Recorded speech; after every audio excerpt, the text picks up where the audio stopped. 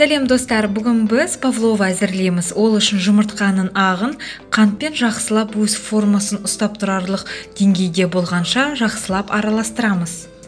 Кейін крахмал уксусымызды қосып араластырамыз.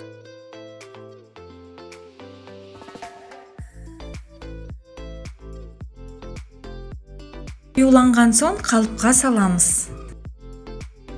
Әдемілетіп кекстардың қалпына құямыз. Тұрған пеште жай отта 1-1,5 сағат көлемінде кептіреміз.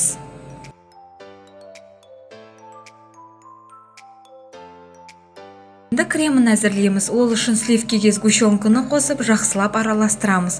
Одан кейін қалыпқа салып, піскен павловаларымыздың үстіне әдемілетіп видеодағыдай құямыз.